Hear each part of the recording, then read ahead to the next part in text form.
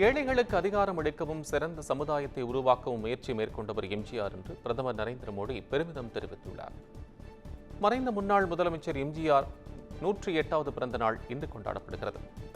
இதனை முன்னிட்டு பிரதமர் நரேந்திர மோடி தமது எக்ஸ் தள பக்கத்தில் வீடியோ ஒன்றை வெளியிட்டு எம்ஜிஆரின் பிறந்த நாளில் அவருக்கு அஞ்சலி செலுத்துவதாக குறிப்பிட்டுள்ளார். The great MGR, his governance was full of compassion toward the poor.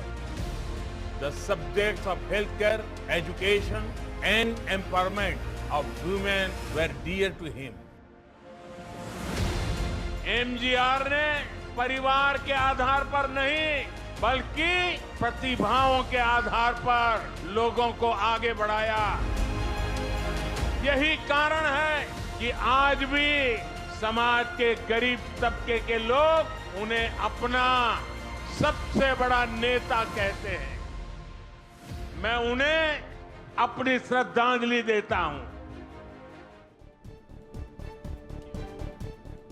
நில அபகரிப்பு வழக்கு குறித்து தவறான தகவல் பரப்பியதாக கைது செய்யப்பட்ட யூடியூபர் சவுக்கு சங்கருக்கு ஜாமீன் வழங்கி சென்னை உயர்நீதிமன்றம் உத்தரவிட்டுள்ளது. நில அபகரிப்பு தடுப்பு பிரிவு விசாரிக்கும் வழக்கு தொடர்பாக தனது யூடியூபில் சவுக்கு சங்கர் தவறான தகவல்களை பரப்பியதாக நில அபகரிப்பு தடுப்பு பிரிவு காவல்துறையினர் புகார் அளித்தனர். அதன் அடிப்படையில் வழக்கு பதிவு செய்த மத்திய குற்றப்பிரிவு போலீசார் கடந்த டிசம்பர் 24ஆம் தேதி அவரை கைது செய்தனர். தொடர்ந்து சவுக்கு சங்கர் ஜாமீன் கோரி சென்னை உயர்நீதிமன்றத்தில் மனு தாக்கல் செய்தார். இந்த மனு நீதிபதி GR சுவாமிநாதன் முன்பு விசாரணைக்கு வந்தபோது சவுக்கு சங்கர் தொடர்ந்து இதுபோன்ற தவறான தகவல்களை அளித்து வருவதாக காவல்துறை தரப்பு வழக்கறிஞர் கூறினார். அடுத்து சவுக்கு சங்கருக்கு ஜாமீன் வழங்கி நீதிபதி உத்தரவிட்டார்.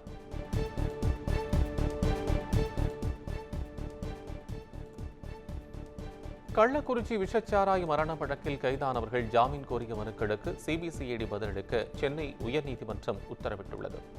கடந்த ஆண்டு ஜூன் மாதம் கள்ளக்குறிச்சியில் விஷச்சாராயம் குடித்து 60க்கும் மேற்பட்டோர் உயிரிழந்தனர். இந்த வழக்கில் கைது செய்யப்பட்ட சின்னதுரை மற்றும் ஷாகுல் ஹமீது ஆகியோர் ஜாமீன் கோரி சென்னை உயர்நீதிமன்றத்தில் மனு தாக்கல் செய்தனர். இந்த மனு விசாரணைக்கு வந்தபோது கைது செய்யப்பட்டவர்களை குண்டர் சட்டத்தில் சிறையில் அடைக்க பிறப்பிக்கப்பட்ட உத்தரவை சென்னை உயர்நீதிமன்றம் ரத்து செய்து உத்தரவிட்டுள்ளதாகவும் விசாரணைக்கு முழு ஒத்துழைப்பு வழங்க அவர்கள் தயாராக இருப்பதாகவும் மனுதாரர்கள் தரப்பில் தெரிவிக்கப்பட்டது. இதைத் தொடர்ந்து ஜாமீன் மனுவுக்கு ஜனவரி 23ஆம் தேதிக்குள் பதிலளிக்கும்படி CBCIDக்கு உத்தரவிட்ட நீதிபதி விசாரணையை அன்றைய தினத்திற்கு தள்ளி வைத்தார்.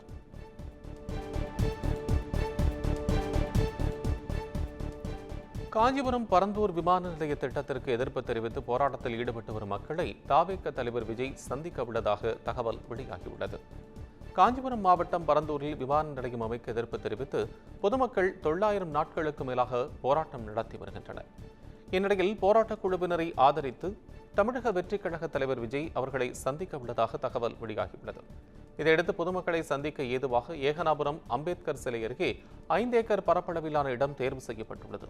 இந்த இடத்தை சமன்படுத்தும் பணியில் போராட்டக் குழுவினர் ஈடுபட்டுள்ளனர். தேர்வு செய்யப்பட்டுள்ள இடத்தினை தாவேக பொதுச் செயலாளர் பார்வையிட உள்ளதாகவும் தகவல் வெளியாகியுள்ளது.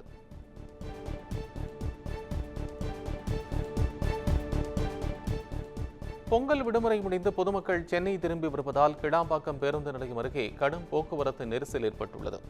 பொங்கல் பண்டிகைக்கு ஜனவரி 14ஆம் தேதி முதல் 17ஆம் தேதி வரை அரசு பொது விடுமுறை அறிவித்தது. சனி மற்றும் ஞாயிறு வார விடுமுறை என தொடர்ந்து 6 நாட்கள் விடுமுறை விடப்பட்டது. இதையடுத்து பொங்கல் பண்டிகை கொண்டாட சென்னை மற்றும் புறநகர் பகுதிகளில் வசிக்கும் மக்கள் தங்களது சொந்த ஊர்களுக்கு பயணப்பட்டனர். பண்டிகை முடிந்து ஏராளமானோர் பேருந்துகள், கார்கள் மூலம் சென்னைக்கு திரும்ப தொடங்கியுள்ளனர்.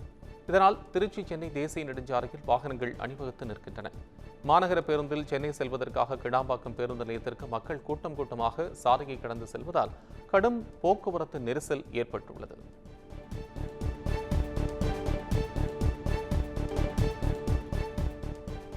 தொழிலதிபரை கடத்தி பணம் பறித்த வழக்கில் கைதானவர்கள் ஜாமீன் கோரியுள்ள நிலையில் காவல்துறை அது தொடர்பாக பதிலளிக்க சென்னை உயர்நீதிமன்றம் உத்தரவு பிறப்பித்துள்ளது. சென்னை வண்ணாரப்பேட்டையைச் சேர்ந்த தொழிலதிபர் முகமது கவுஸ் என்பவரை கடத்தி 20 லட்சம் ரூபாய் பறித்த வழக்கில் திருவல்லிக்கேணி சிறப்பு உதவி ஆய்வாளர் ராஜா சிங், வருமான வரித்துறை அலுவலர்கள் தாமோதரன், பிரதீப், பிரபு ஆகியோர் கைது செய்யப்பட்டனர். இந்த வழக்கில் ஜாமீன் கோரி 4 பேரும் தாக்கல் செய்த மனுவை சென்னை அமர்வு முதன்மை நீதிமன்றம் தள்ளுபடி செய்தது. தொடர்ந்து ராஜா சிங் மற்றும் தாமோதரன் ஜாமீன் கோரி சென்னை உயர்நீதிமன்றத்தில் மனு தாக்கல் செய்தனர். இந்த மனு நீதிபதி GR சுவாமிநாதன் முன்பு விசாரணைக்கு வந்தபோது ஜாமீன் மனுவுக்கு பதிலளிக்கும்படி காவல்துறைக்கு உத்தரவிட்டார். தொடர்ந்து விசாரணையை ஜனவரி 22ஆம் தேதிக்கு ஒத்திவைத்தார்.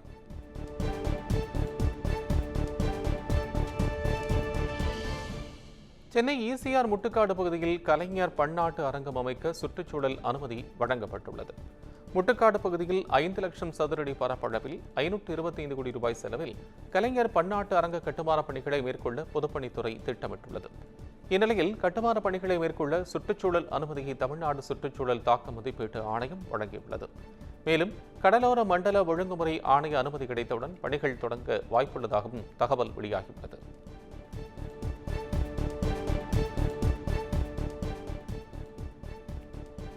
துப்பாக்கியால் சுட்டுப்பிடிக்கப்பட்ட ரவுடி பாம் சரவணனுக்கு வரும் 30ஆம் தேதி வரை நீதிமன்ற காவல் விதித்து எழும்பூர் நீதிமன்றம் உத்தரவிட்டுள்ளது.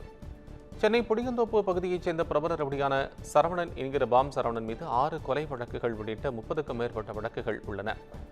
இந்நிலையில் ஆந்திராவில் தலைமறைவாக இருந்த பாம் சரவணனை கைது செய்து சென்னைக்கு அழைத்து வந்தபோது தப்ப முயற்சித்த நிலையில் போலீசார் அவரது காதில் துப்பாக்கியால் சுட்டுப்பிடித்தனர். இந்நிலையில் ஸ்டான்லி மருத்துவமனையில் சிகிச்சை பெற்று வரும் பாம் சரவணன் கான்பரன்ஸ் மூலம் எழும்பூர் 10வது நீதித்துறை நடுவர் நீதிமன்ற நீதிபதி முன்பு ஆஜர்படுத்தப்பட்டார்.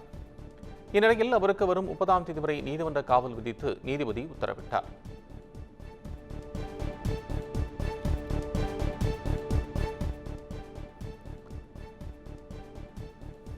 திருப்பதிக்கு சென்றுவிட்டு திரும்பிய பக்தர்களின் பேருந்து லாரி மீது மோதியதில் திருச்சியைச் சேர்ந்த 4 பேர் பரிதாபமாக உயிரிழந்தனர். திருச்சியைச் சேர்ந்த பக்தர்கள் சுமார் 40 பேர் தனியார் டிராவல்ஸ் மூலம் திருப்பதிக்கு சென்றுவிட்டு திரும்பிக் கொண்டிருந்துள்ளனர். பேருந்து சித்தூர் மாவட்டம் கங்கசாகரம் அருகே வந்து கொண்டிருந்த போது சாலையோரம் நின்றிருந்த லாரியின் மீது மோதி விபத்திற்குள்ளானது. இதில் திருச்சியைச் சேர்ந்த 4 பேர் பலியாகினர். காயமடைந்த 25 பேர் மருத்துவமனையில் அனுமதிக்கப்பட்டுள்ளனர்.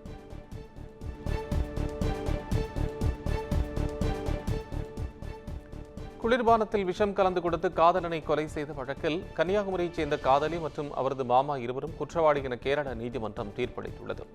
கடந்த 2022ஆம் ஆண்டு அக்டோபர் 14ஆம் தேதி கேரளாவைச் சேர்ந்த ஷாரோன் ராஜ் என்ற இளைஞரை அவரது காதலியான கன்னியாகுமரி மாவட்டம் கடியக்கவளையைச் சேர்ந்த கிருஷ்ணா என்பவர் குளிர்பானத்தில் விஷம் கலந்து கொடுத்து கொலை செய்தார். இந்த வழக்கு கேரள மாநிலம் நெய்யாற்றின்கரை அடிஷனல் செஷன்ஸ் நீதிமன்றத்தில் நடைபெற்று வந்த நிலையில் கிருஷ்ணா மற்றும் விஷம் வாங்கி கொடுத்த அவரது மாமா நிர்மலகுமாரன் ஆகியோர் குற்றவாளிதான் என தீர்ப்பளிக்கப்பட்டுள்ளது. கிருஷ்ணாவின் தாயார் சிந்துவுக்கு எதிராக ஆதாரங்கள் இல்லாததால் அவர் விடுவிக்கப்பட்டார். தண்டனை குறித்த விவரங்கள் நாளை அறிவிக்கப்பட உள்ளது.